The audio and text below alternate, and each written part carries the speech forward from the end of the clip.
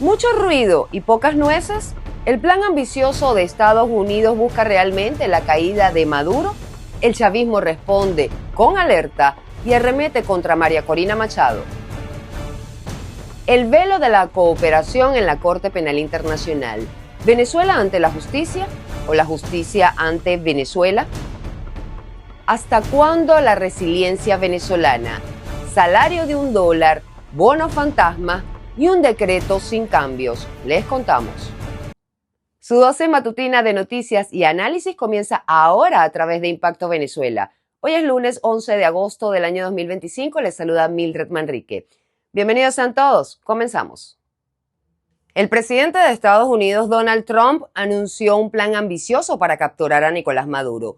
$50 millones, la cifra más alta ofrecida por un jefe de Estado en funciones y de paso muy superior a la que en su momento se ofreció por Osama Bin Laden. Oficialmente se trata de un incentivo, pero en la práctica se trata de un libreto ya usado con Manuel Noriega, Saddam Hussein y Gaddafi. Acusación, recompensa, aislamiento y el resto de la historia lo cuentan los helicópteros. La pregunta, sin decirla, está en el aire. ¿Por qué si saben dónde negociar con él, realmente tienen que pagar para encontrarlo? Halim Naim con los detalles. El régimen de terror de Maduro continúa. Es uno de los mayores narcotraficantes del mundo y una amenaza para nuestra seguridad nacional. Por lo tanto, hemos duplicado la recompensa a $50 millones. Bajo el liderazgo del presidente Trump, Maduro no escapará de la justicia. Duplican la recompensa. Estados Unidos vuelve a hablar de dinero respecto a Nicolás Maduro. La recompensa original de Washington contra Maduro fue anunciada en marzo de 2020. 15 millones por información que permitiera su captura. En enero de 2025, la cifra subió a 25 millones y ahora, en agosto, se duplicó a 50 millones. El anuncio fue hecho por la fiscal general Pam Bondi, quien lo acusó de coordinarse con el Tren de Aragua y el cartel de Sinaloa, además de estar vinculado a la incautación de 30 toneladas de cocaína. ¿Es para encontrarlo o para ponerle precio a un mensaje político? Mucho se especuló cuando el enviado especial del presidente Trump, Rick Grenell, fue a negociar con el dictador Nicolás Maduro la liberación de los americanos detenidos por el régimen sin ninguna razón. Recuerden que la administración Trump siempre ha puesto a América primero. Quizás se pueda pensar que parte de la tarea de Grenell en esa visita a Venezuela fue observar cuánta seguridad rodea a los capos del régimen. Eso no lo sabremos, pero podemos pensar que era parte del plan. Marco Rubio recordó que al declarar terrorista a una organización vinculada a Maduro, Estados Unidos habilita legalmente operaciones militares contra sus integrantes. El Pentágono, por su parte, mantiene que todas las opciones siguen sobre la mesa. El tono recuerda más a los comunicados previos a Irak 2003 que a un expediente judicial. ¿Se busca justicia o se prepara el terreno para algo más? Es que no podemos continuar tratando a estos tipos como pandillas callejeras locales. Tienen armamento terrorista, controlan territorio en muchos casos. Así que lo que esto cambia es que esto nos da autoridad legal de tenerlos en la mira de maneras en las que no podrías si solo fuera un grupo de criminales. Nos permite a nosotros tenerlos como objetivo e introducir otros elementos del poder estadounidense, agencias de inteligencia, el Departamento de Defensa. Tenemos que empezar a tratarlos como terroristas armados, no solo como narcotraficantes. Pienso que las declaraciones del secretario Marco Rubio le da una esperanza al pueblo de Venezuela. Maduro ha sido señalado como la cabeza del cartel de los soles. Maduro se ha convertido en una amenaza grande para la región y el presidente Trump no va a tolerar que Maduro y sus aliados sigan inundando al país con drogas. No perdamos la esperanza que Venezuela va a ser libre pronto. A pesar de esta escalada, funcionarios estadounidenses han viajado repetidamente a Venezuela para negociar liberaciones de presos y acuerdos energéticos. Caracas, mientras tanto, denuncia un circo mediático, una acción patética. El alza de la recompensa de Diosdado Cabello, aún lejos del récord de Maduro, completa la foto. Si pueden sentarse a negociar con él, ¿cuánto vale realmente encontrarlo cuando saben perfectamente dónde está? Entonces, ¿de qué se trata la jugada norteamericana? Para Impacto Venezuela, Halim Naim. Las instituciones del Estado venezolano han calificado como una maniobra política y una bufonada el aumento de la recompensa por Nicolás Maduro y las acusaciones sobre el cártel de los soles por parte de Estados Unidos. Los cuerpos de seguridad se mantienen en alerta permanente ante cualquier acción contra el país. Escuchemos. Estas fantasiosas, ilegales y desesperadas ofertas al mejor estilo de western hollywoodense representan un acto más de injerencismo en los asuntos internos de la nación que violan flagrantemente el derecho internacional y los principios de autodeterminación de los pueblos. Nos acusan de liderar un cartel de narcotráfico, disimulando con esta farsa la cruda realidad de su decadente sociedad. No somos chantajeables, ni aceptaremos insolentes ultimátums. Ratificamos en consecuencia la lealtad absoluta y apoyo irrestricto a nuestro comandante en jefe, cuya integridad defenderemos ante cualquier amenaza interna o externa. Finalmente, nos declaramos en alerta permanente para enfrentar, combatir y neutralizar cualquier acción que atente contra la estabilidad y paz de los ciudadanos, así como la salvaguarda del territorio. Interactuemos con la pregunta del día de Impacto Venezuela. Amigos, ya saben, de lunes a viernes la pueden conseguir en todas nuestras plataformas digitales. La de hoy es la siguiente. Nicolás Maduro se ha convertido en un símbolo central de confrontación geopolítica en América Latina con Estados Unidos, intensificando sus sanciones y ofreciendo recompensas millonarias históricas para su captura. ¿Pero esto realmente se trata de justicia o de una estrategia mucho más grande? ¿Crees que Estados Unidos está usando a Maduro como chivo expiatorio para algo más? Argumenta tu respuesta, los comentarios están a tu disposición. Te leemos en la emisión estelar. Mientras presentaba un informe sobre el efecto de las medidas coercitivas unilaterales, en su reciente visita a La Haya, la vicepresidenta de Venezuela, Delcy Rodríguez, nuevamente negó que se hayan cometido crímenes de lesa humanidad en nuestro país. Sin embargo, el fiscal adjunto de la Corte Penal Internacional, Mang Madianyam, reafirmó su compromiso con continuar la investigación y evaluar las acciones del gobierno venezolano para garantizar justicia. Mientras tanto, organizaciones defensoras de derechos humanos como Foro Penal reportan más de 800 personas encarceladas por razones políticas y un aumento sistemático de la tortura y la represión, lo que contrasta con esa narrativa oficial expresada ante la CPI. El informe con Catherine García. La vicepresidenta de Venezuela, Delcy Rodríguez, se reunió en La Haya con el fiscal adjunto de la Corte Penal Internacional, May Mendianian, en un encuentro que el gobierno venezolano presentó como parte de su cooperación con el organismo internacional. La reunión ocurre luego de que se conoce que la CPI avanza en sus investigaciones sobre presuntos crímenes de lesa humanidad cometidos en Venezuela desde 2017, en una tercera fase tras las gestiones de Fatou Bensouda y Karim Khan. Está claro que la estrategia del Estado venezolano en lo atinente al proceso judicial que está en curso en la Corte Penal Internacional por la presunta comisión de delitos de lesa humanidad es hacerse parte del proceso, es tratar de influenciar obviamente en quienes tienen las responsabilidades de decisión en el marco de este caso, al tratarse por supuesto de una organización internacional.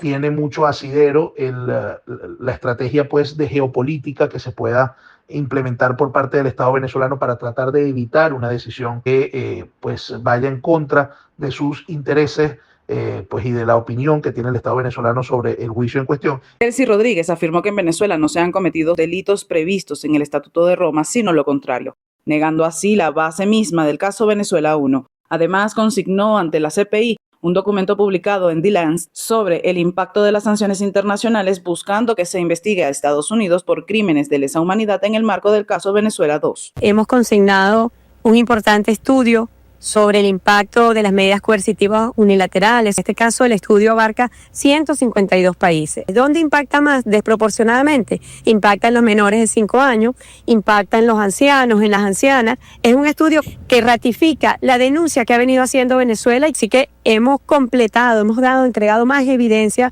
de lo que Venezuela ha venido sosteniendo, que se han cometido delitos previstos en el Estatuto de Roma. La CPI destacó que la viabilidad de la vía de complementariedad dependerá de que Venezuela implemente esfuerzos genuinos de rendición de cuentas. La Fiscalía reafirmó su compromiso de avanzar con las investigaciones para garantizar justicia a las víctimas. En la imagen oficial del encuentro, Rodríguez aparece con postura firme. Niang, en cambio, muestra neutralidad y cautela. Obviamente lo que quiere demostrar el Estado venezolano con las fotos del encuentro con la Corte Penal Internacional es una imagen de serenidad, pues de tranquilidad, de que no existe preocupación alguna por el proceso que está en curso, sino que se trata pues de un encuentro ameno y por supuesto que el funcionario de la Corte Penal Internacional, sobre todo al tratarse de una organización con fines pues judiciales, tiene que demostrar pues imparcialidad, tiene que demostrar una imagen pues parca. Se trata pues de un encuentro con un Estado que está siendo procesado por la presunta comisión de delitos de lesa humanidad. La CPI ha advertido que la pelota está en la cancha de Venezuela.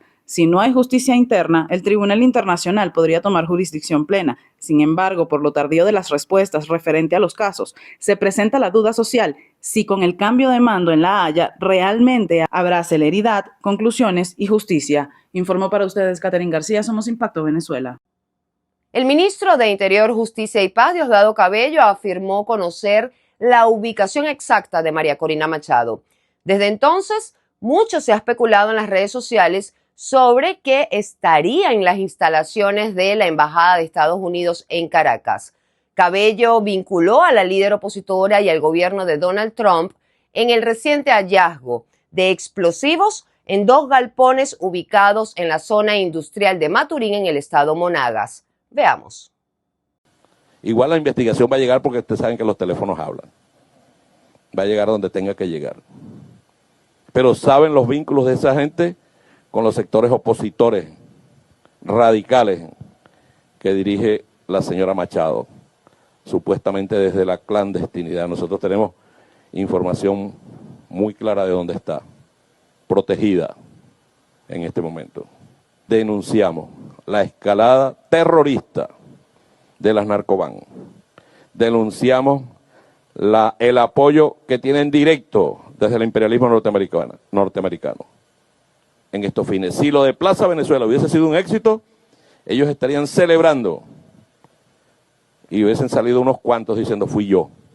Y hablando de la oposición venezolana, el experto en comunicación política y estrategia Orlando Goncalves sostiene que la fractura del liderazgo opositor lo que ha generado es un distanciamiento con los ciudadanos, por lo que destaca la urgencia de que sean las nuevas generaciones las que asuman el liderazgo para revitalizar a la oposición y unificar criterios en busca de un cambio real. De este tema conversamos en mi programa dominical Cara a Cara por Impacto Venezuela en nuestro canal de YouTube. Hoy comparto con ustedes un extracto de la entrevista. El liderazgo opositor está sumamente fragmentado, por un lado, y por el otro lado el ciudadano está también muy apartado de la discusión de lo público, y resulta que lo público nos atañe a todos. Entonces, si el ciudadano no se involucra, difícilmente se puede diseñar una estrategia y ejecutarla con resultados. El liderazgo opositor tiene que ser relevado por las nuevas generaciones y tienen que ser estas las que asuman el liderazgo de construir ese sueño de país en primer lugar, que les tocará a ellos construirlo, no a nosotros. Ya yo voy de salida, pero esos jóvenes tienen que construir ese sueño de país que ellos les va a tocar construir. Y entonces tienen que unificar criterios y entonces sí pueden, de alguna manera, enfrascarse en un proceso de negociación. ¿Qué ganamos con la abstención? No importa que la competición sea dispareja, que la cancha esté inclinada, que haya cualquier tipo de desmanes y de abuso de poder, pero no puedes dejar la cancha vacía. Retrocedimos. El problema es que los egos, los malditos egos del liderazgo político opositor nos tienen en esta situación. La otra opción es, bueno, vámonos a las armas, pues. Y ahí ¿estás segura que queremos ir a eso? No, si eres demócrata no te vas a meter en eso, entre otras cosas porque no hay la infraestructura, no está el dinero y no eres demócrata si te metes en eso. Tenemos que ir de lo micro a lo macro. Entonces, las acciones son pequeñas acciones a nivel de barrio y eso poco a poco, esto no es un problema que lo vamos a resolver en una semana, en un mes o en un año, pero pequeñas acciones a nivel de barrio, pequeñas acciones entre los propios vecinos y vas construyendo el movimiento. La comunidad internacional se cansó del tema de Venezuela, lamentablemente. Con un salario mínimo de $1 al mes, Venezuela se convierte en el único país de la región donde trabajar no te garantiza ni siquiera el acceso a la alimentación. Mientras la inflación destruye el poder adquisitivo de los venezolanos y los ingresos formales son insuficientes, la administración de Nicolás Maduro sigue entregando bonos discrecionales que no garantizan ningún tipo de estabilidad.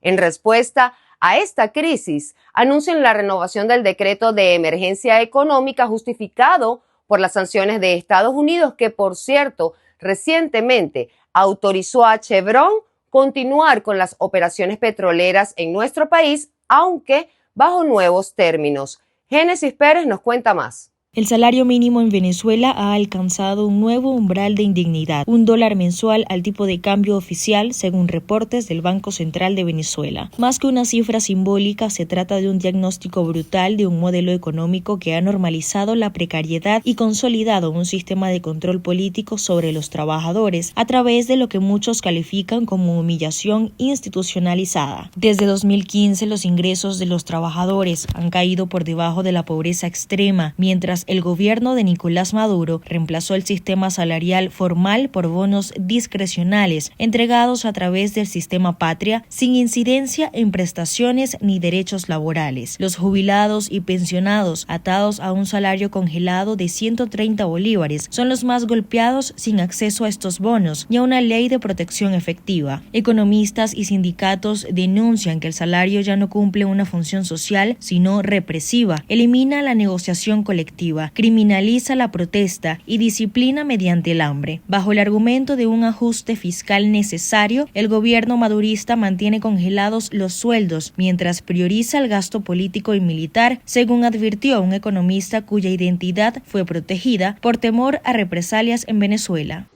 Sí, puede considerarse una herramienta de represión económica, por supuesto que sí.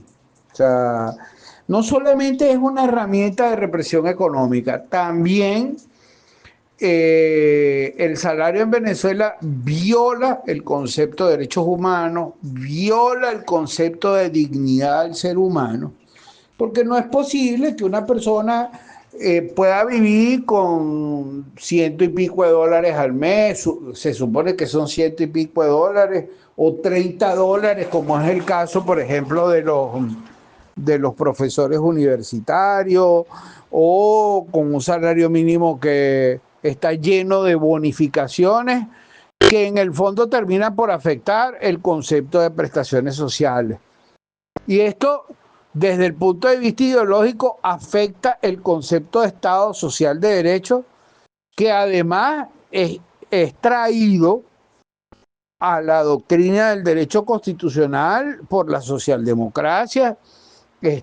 Y realmente hoy en día entonces los socialdemócratas se contradicen cuando pues deberían apostar por elementos más sociales dentro de la Constitución, por el respeto de los derechos sociales que están plasmados en la Constitución, y los bypassean a través de la figura de los bonos y a través de otras figuras que terminan por afectar el poder adquisitivo del venezolano. Un trabajador venezolano que no gane lo digno para sostener a su familia y para sostenerse a sí mismo, es un trabajador venezolano que está siendo sometido a la represión del régimen. Las exigencias sindicales son claras: aumento salarial inmediato, restitución de beneficios laborales y respeto al derecho a la protesta, frente a un modelo donde la pobreza parece ser una estrategia deliberada de poder. En medio de esta precariedad, expertos del Grupo Ideas para Venezuela insisten en que la salida a la crisis pasa por una modernización profunda y reactivación de la industria petrolera mediante inversión, reformas legales y apertura a nuevos mercados, señalando que solo el 25% del potencial ha sido explotado. Y en una señal de reactivación parcial, 3 buques petroleros fletados por Chevron navegan de regreso a Venezuela tras la aprobación de una licencia especial del gobierno de los Estados Unidos. Esta autorización, firmada por la administración del presidente Donald Trump, permite a Chevron retomar exportaciones de crudo venezolano sin realizar pagos al gobierno de Nicolás Maduro. Amigos, recuerden que la verdad es el primer paso para el cambio y en Impacto Venezuela seguiremos comprometidos con llevarles los hechos tal y como son. Para más, visiten www.impactovenezuela.com y nuestras redes sociales @ImpactoVE. No olviden suscribirse a nuestro canal de YouTube, activar las notificaciones, compartir y por supuesto comentar. Ayúdennos a mantenernos conectados con ustedes. Soy Mildred Manrique, hasta mañana.